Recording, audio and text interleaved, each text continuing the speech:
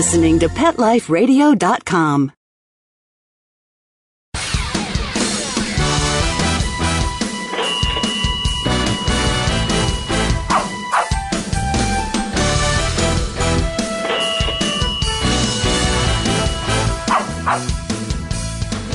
Hello and welcome to Six Figure Dog Business on Pet Life Radio. I'm your host, Ty Brown of SixFigureDogBusiness.com. This is the show where we teach you how to start or grow your dog-related business to a healthy six-figure per year profit.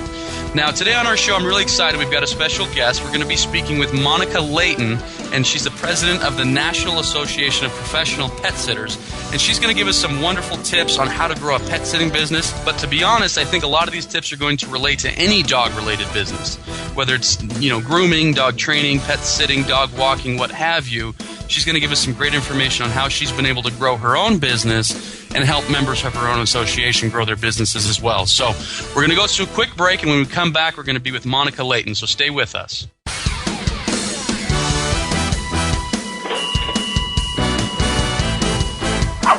Sit. Stay. We'll be right back after a short pause.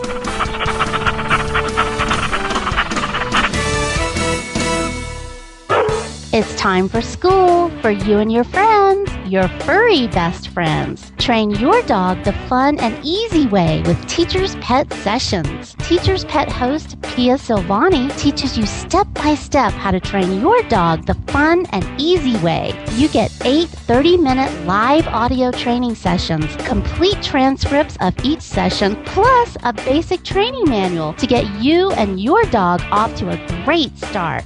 Training begins the moment you bring your dog home. Teacher's Pet Sessions offers positive reinforcement training to shape your dog's behavior and encourages upbeat, enthusiastic responses to ensure that your dog will enjoy learning.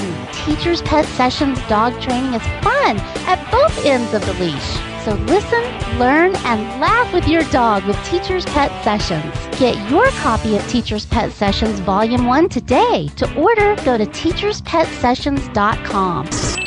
Hi, this is Pia Silvani, your host. Bring your dog, tug toy, and treats, and get ready to have some fun. teacherspetsessions.com. Coast to coast and around the world, it's Oh Behave with Arden Moore. Find out why cats and dogs do the things they do, and get the latest buzz from wagging tongues and tails in Rin Tin Tinseltown. From famous pet experts and best-selling authors to television and movie stars, you'll get great tail-wagging pet tips and have a fur-flying fun time. Oh Behave with America's pet edutainer, Arden Moore. Every week on demand. This is the place for a special paparazzi treat. Only on PetLifeRadio.com.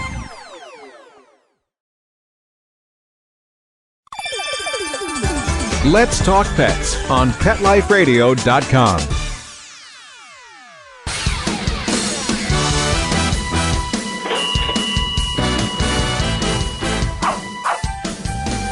Okay, so we're back, and we've got on the show with us today Monica Leighton. How are you doing today, Monica? I'm great. How are you? I'm doing great as well. Thank you so much for being on the show. We've got a really exciting show planned today, so thanks for being on with us. We're looking forward to kind of picking your brain and hearing what you have to say. And so now listeners of the show can go to PetLifeRadio.com and they can read your bio, kind of read, what you've done, where you've been around, that type of thing. But I wanted to ask you real quick before we even got started, how did you get into pet sitting? Where did your love of pets come from? Well, to be honest, I was working actually in a grocery chain after I graduated high school and, deciding whether I wanted to go to college, what I wanted to do. And it came a time where I moved and I said, you know what, I really want to work with animals. I've always wanted to work with animals. I'm going to make the change. And I went into the veterinary industry as an office manager for a veterinary hospital. And I had gotten to know a lot of the clients really well. And just by chance, I got into pet sitting. One of our really good clients was said, I had a pet sitter for years that I really knew and trusted, but, I just moved to the area. I don't know anybody, and you're so great with my animals, and I totally trust you. Would you, be interested in pet sitting for me?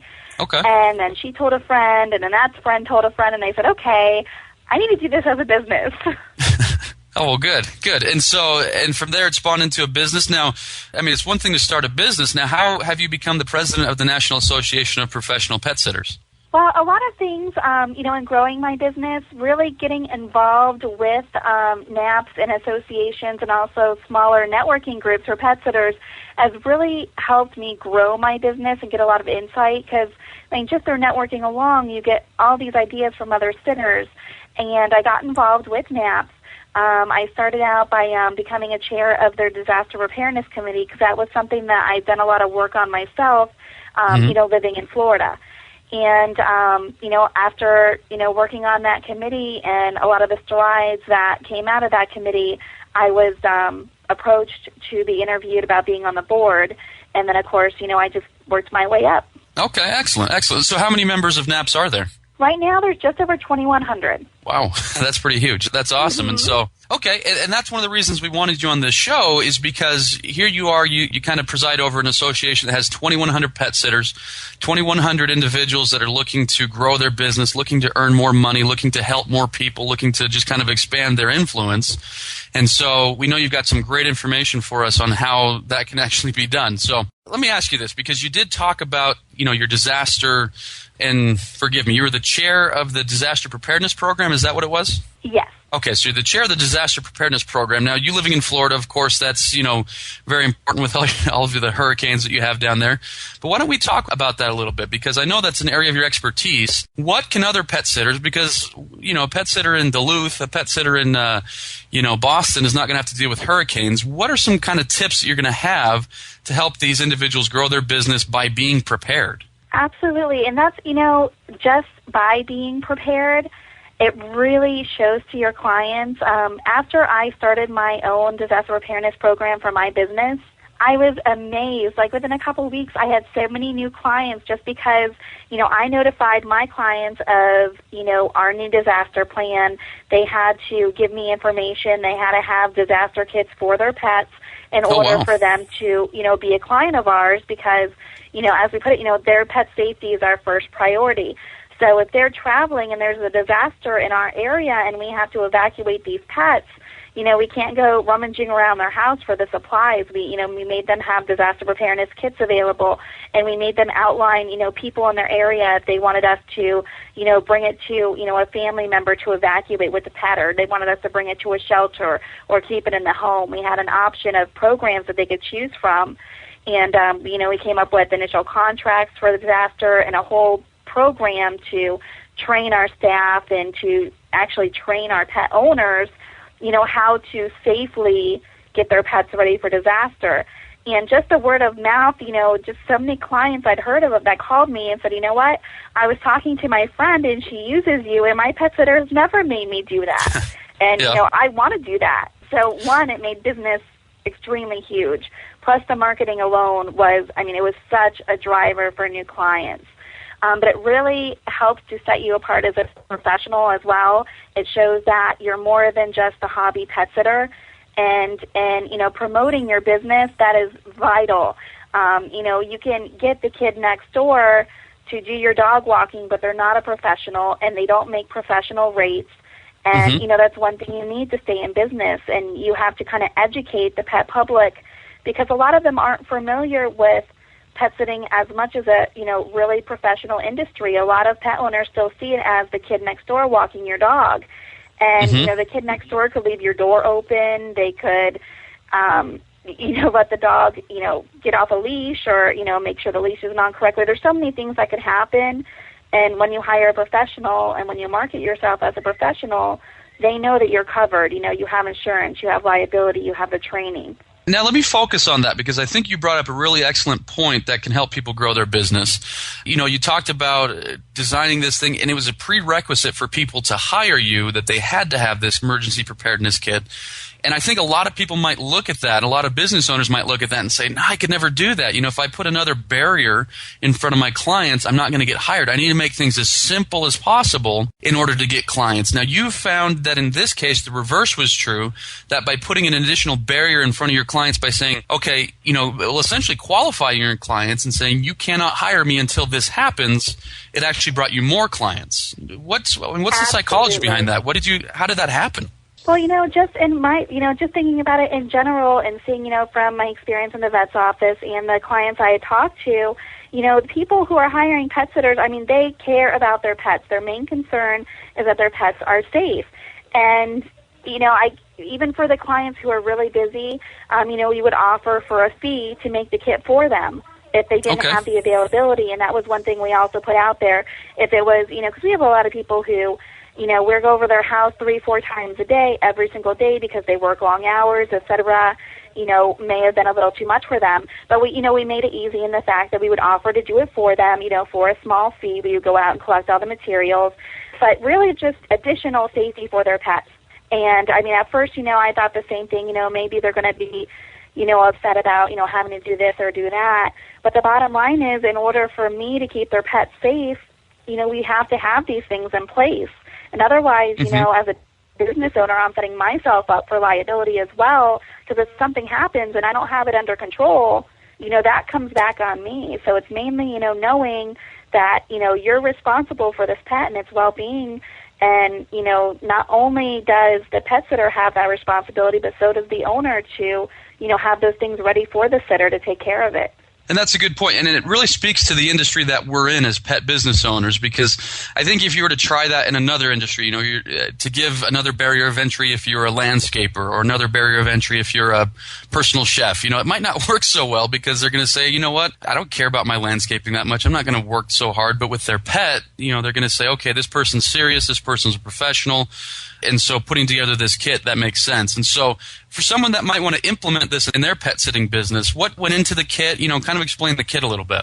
Absolutely. The Disaster Preparedness Committee we worked for over a year and a half nonstop, and we put together a great program. And actually, pet owners, there's a version for pet owners and there's a version for pet sitters, and they're available at the NAP's website. The pet sitters version consists of all the explanations. So if you're not up to date on, watches, warnings, mitigation, all the different stages of disaster, it has a small overview on how to prepare for anything. And it has everything divided up by sections. Same thing in the pet owner's manual. It'll have what you need to do in case of, fire, hurricane, tornado, terrorism, biohazardous spills, flooding. We just took all the disasters and put them into groups, and pretty much outlined the basic things that happen during these disasters and what you need to look for and prepare for. And then we also came up with a checklist that has everything that you need for your disaster preparedness kit for the pets. And then in the pet owner version, we have an identification form that the pet owners can fill out, so that way if you have to evacuate, it has a place for the pet's picture, your emergency information. And then in the pet sitter packet, we have contracts for the pet sitter to use for their clients and for their business, as well as an operational plan to train their staff and set up their plan totally as far as educating their pet owners. Gotcha. I just think this is a brilliant idea. Like I said, pet owners just feel so much love towards their pets that to have them do something like this, I think you're right. I think it really made you stand out, and I really think it helped you guys brand yourselves. So now, maybe you don't feel comfortable sharing this, maybe you do. Could you share what you would charge people to set up one of these kits? You mentioned some of your clients were too busy to set up one of these kits. What would you charge somebody to do that? I simply charged them $25 above the cost of the materials. Okay. And maybe it took you like an hour to put it together or something like that? Yes. And I mean, the thing is that when you offer that as a service, you're providing an extra service to those, pet owners as well. It brings you a little bit of profit in, but when you're doing it to all of your clients, it can be all done at one time. You know what I mean? It's not like you're constantly going here and there to pick up one and two. You just, do it on a weekly basis and go out and, get whatever's in the kit. And you're going to know what you need. It's going to be this, pretty similar to the pets with the example of their food or, medications. But it can all be done very, very little time commitment. And I want to highlight this because when I consult with pet business owners and I kind of teach them how to get their profits up, this is one thing that I always talk about is finding add-on products, add-on services that you can do that don't take you a ton of time but can bring in a lot of, extra income. So in the case of, in your example, let's say that, in the course of a week, you have 5 people that want these kits. Well, there's $125 extra in your pocket. And if you can do them all at once, there's an hour of work. And so it's a way to leverage your time, I think, is what you guys found. Instead of, time for dollars all the time, you're able to leverage your time, make more per hour, and provide your clients a valuable service, and market yourself and brand yourself. And there's a ton of positives in doing this. I think that was just a brilliant idea that you guys came up with. So that was excellent. Absolutely. So now we'll plug it again at the end of the show. But what was you mentioned that people can find a checklist and all this good stuff on your website. What's your website name? It's www.petsitters.org, and that's the website for the National Association of Professional Pet Sitters. Okay, excellent. So like I say, we'll talk about that more at the end of the show, but for those that are listening, I wanted them to be able to go right now online and check that out as they're listening to this show. So great idea for branding, great idea for adding value, great idea for, an additional product. And I know you've got some more information about branding, and so when we come back, we're going to take a break right now. When we come back, I want to talk with you a little bit more about how to establish your brand and how to really make yourself stand out from the crowd. So stay with us. We're going to be right back.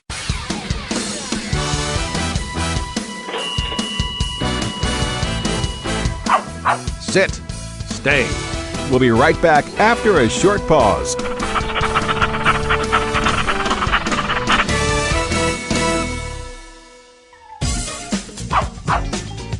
Give your dog some thought with Dog Thoughts. It's the iPhone application that everyone's talking about. Hey, what do you think of this? A man in Davis, California says he's invented an application for the iPhone that claims it can read your dog's mind. Huh? No, it's true. Now, I read about it on my cat's Twitter page. That's why Jay Leno talked about it, CBS reported on it, and now you can see what all the buzz is about. Created just for dog lovers, Dog Thoughts makes taking photos of your furry best friend more fun. Shake your dog and read his mind. On your iPhone, of course. Take a pic of your pup, shake your phone, and watch as his thoughts appear on the screen. Does he have a bone to pick with you, or is he having a tail-wagging day? Get your Dog Thoughts iPhone app today. Just 99 cents. Go to PetLifeRadioPromotions.com. That's PetLifeRadioPromotions.com. Greetings, humans. What planet am I on? Welcome to Pet Planet. Here's a copy of Pet Planet Magazine, Florida's most informative and fun pet resource magazine. It features heartwarming stories and informative articles from local and national pet experts. Excellent. Pet Planet Magazine offers Operation Planet Rescue, helping rescued pets find new homes. And it's available at 500 locations in South and Central Florida and 24/7 on the internet at PetPlanetMagazine.com. If you're out and about with your pet, you may be featured in Paparazzi, candid pictures of you and your pet. For up-to-date pet-friendly events, activities, and pet-related services and products, Pet Planet Magazine is your final destination. I shall take this magazine home with me. Back to your home planet? No, to my condo in Boca. Pet Planet Magazine. Check them out at www.petplanetmagazine.com or 352-394-8578. It's out of this world.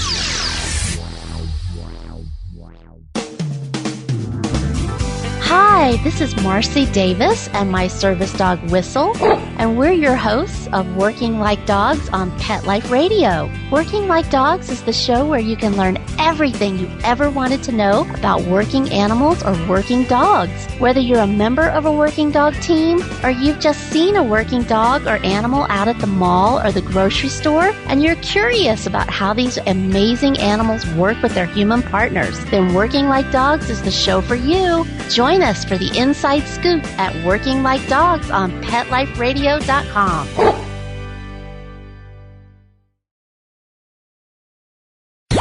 Let's talk pets. Let's talk pets On Pet Life Radio. Pet Life Radio. PetLifeRadio.com.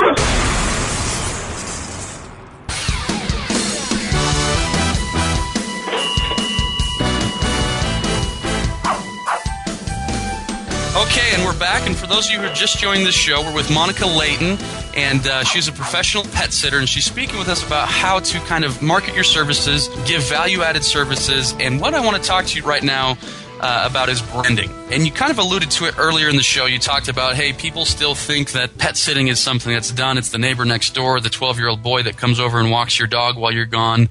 That's what pet sitting is. What have you found successful in making yourself stand out and helping the members of your association stand out as business professionals, not the 12-year-old kid next door? What's successful for you guys? I mean, the main thing as far as branding that I have found really big success with is making sure that your clients know how truly invaluable you are.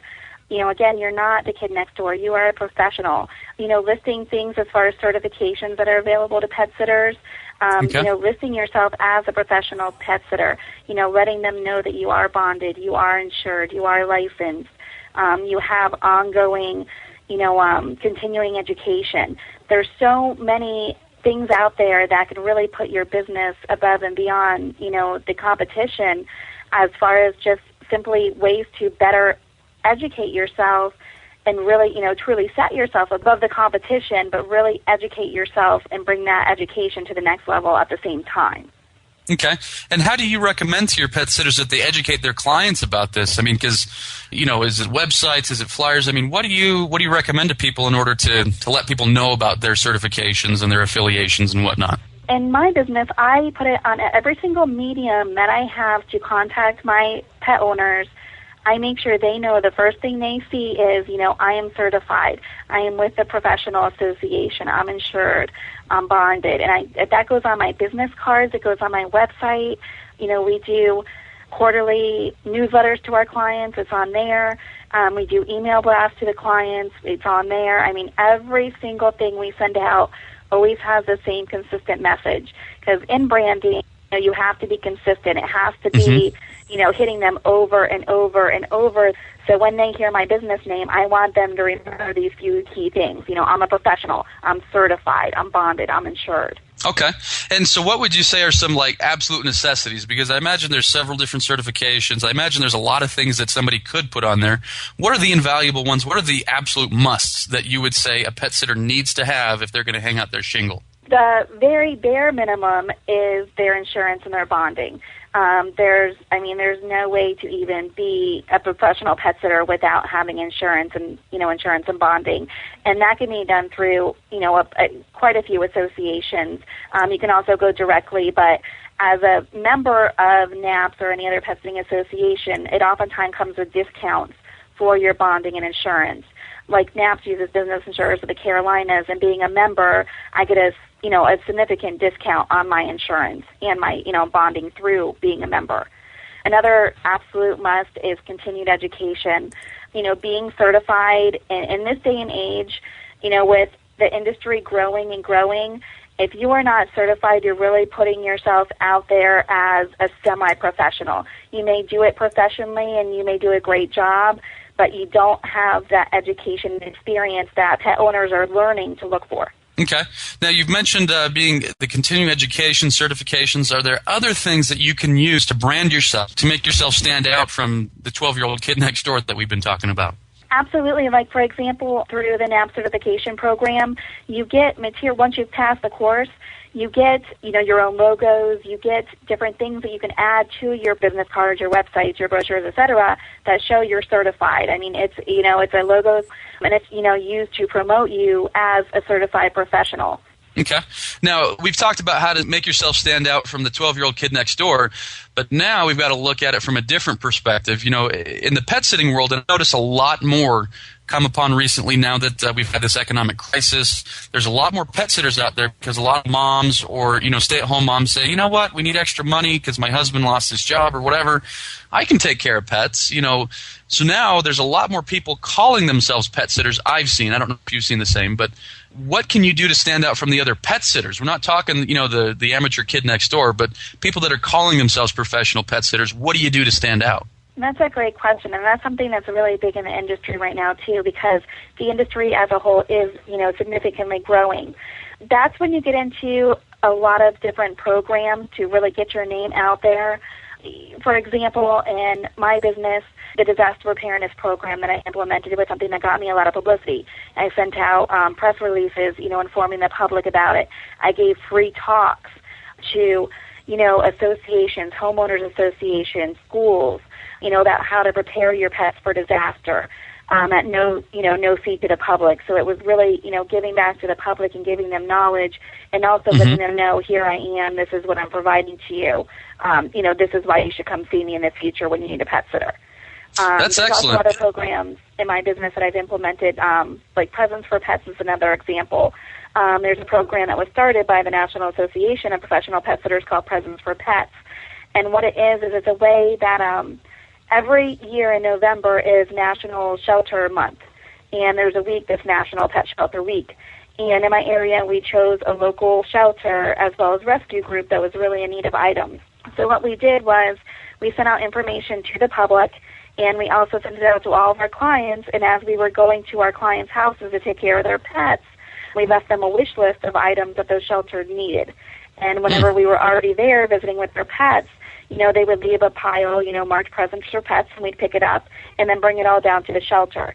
And that's something that we could do to give back to that shelter and give back to that rescue group.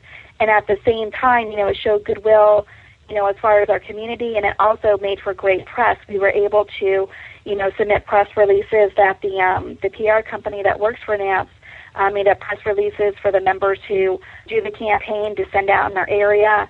We got really great remarks from pet owners. Even, in the editorial columns, we had people writing in about the program. Cool. And, the shelter announced it, the paper announced it. It just got our name out there a lot. Oh, that's excellent. Now, you mentioned one thing, and I don't want to gloss over it because I think a lot of people could be earning a lot more money if they understood this principle. You talked about public speaking, and a lot of people I know are just terrified of public speaking. They don't think they're ready for it. They don't think they can. But you talked about speaking for homeowners associations and other groups like that. Can we dig into that for just a couple minutes? Because one thing that I always try to teach my clients, those that are trying to build pet businesses, is try to market one to many. If you market one to one, hand out one business card here, one business card there, that's great, but that's one to one, so your time isn't leveraged. If you can market one to many, where it's just you in front of many people, it's obviously, a better use of your time. And so how did you get in front of these associations? How are you able to stand in front of a group of 10, 20, 50, 100, whatever it was, and talk about your message, educate them about something that they needed to know, and in the process, teach them about your business? How did you get in front of them? In order to get, those homeowners associations and those different groups, church groups, etc., in our case, we do talks to the homeowners associations and etc. on disaster preparedness. So we're providing a service. We're fulfilling a need that they have. And what I did is I just dropped off some of my brochures. I set an appointment. Can I, make a time to, meet with your manager, etc. This is what I have to offer.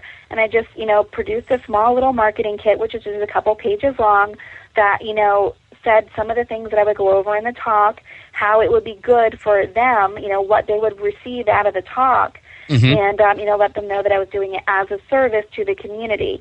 And then, of course, everything, all the promotional material, I would make up little flyers with things that I discussed to send home with everybody, and attached was my card, was my website, was my information. And then I also reproduced that materials onto my website. So if somebody goes to my personal business's website, they can pull up that disaster checklist, and they can pull up that, little quiz to see if they're ready. They can pull up, the video on how to create their disaster kit by going to my website. So again, they're, coming back to my business. That's brilliant. And one thing you mentioned that I don't want to gloss over, you mentioned it's got to be benefit-driven for them. And a lot of people that are trying to maybe give a talk, trying to get on the radio, or trying to get in a newspaper, you're right, they're self-promoting. They go out there and they say how good I am and how great my service is, but nobody wants to talk about how great your business is. They want benefits for their people. They want, whether it's their listeners, the members of their association, what have you, they want benefits. And so that's brilliant. Don't gloss over that. Got to be benefit driven towards the individual that you're seeking. It can't go to that association and say, here's what's in it for me. It's got to be, here's what's in it for you. And like I say, I haven't heard of that being done in the pet sitting industry, but I think any pet sitter that's listening to this and doesn't figure out a way to implement their business is crazy. You can get in front of a homeowners association hiring your pet sitting or your dog walking services. It's people in condos. That's one of your target markets. And so condos belong to homeowners associations. And so if you can go speak in front of 20 of those people, who do you think they're going to call when they need a dog walker or a pet sitter? Of course they're going to call you, right? Absolutely. Okay, so I just wanted to say a huge thank you. I mean, we've gone over some great information. Like I say, there's been some things in here that I really think that pet sitters, if they're not implementing them, would be nuts. Going to these homeowners associations and talking about whatever it is you want to talk about, whether it's emergency preparedness or that's going to be benefit-driven towards them, I think you'd be nuts not to do that. I also think you'd be nuts not to implement this system that you're talking about, where perhaps make a prerequisite or at least offering an add-on service to make these disaster preparedness kits for your clients. because like you mentioned, it built credibility with your branding. And not only that, you're able to get a ton of press from this, right? Absolutely. And so like I say, there's some really golden ideas in here, and I'm really hoping that pet sitters listening are figuring out ways that they can implement that in their business. So what I wanted to do real quick is we've got a lot of people listening to this show. They might be pet sitters already. They might be thinking about being pet sitters. Your association, is that for established pet sitters or people that are looking to get into the business? What's your association about? It is for both. We have, beginning, how to start your business, how to build your toolkit. I mean, just the beginning basics all the way to the advanced levels, the mentoring teleconferences, the annual teleconferences. So it would definitely be, it would be outstanding for any pet sitter at any level to join in. Excellent. Okay. And again, we talked about it earlier, but what's your website name? How can people get in touch with either you personally or with your association? The association's website is www.petsitters.org, and that's the website for the National Association of Professional Pet Sitters. And then my personal business is www.propetsitting.net. Thank you so much, Monica, for being on our show. We really appreciate it. Thank you. I really enjoyed myself. If you have questions or comments or ideas for a show, please email me at ty@petliferadio.com or visit my website, which is sixfiguredogbusiness.com. Thanks for listening, and we'll talk to you next week. Let's Talk Pets, every week on demand, only on PetLifeRadio.com.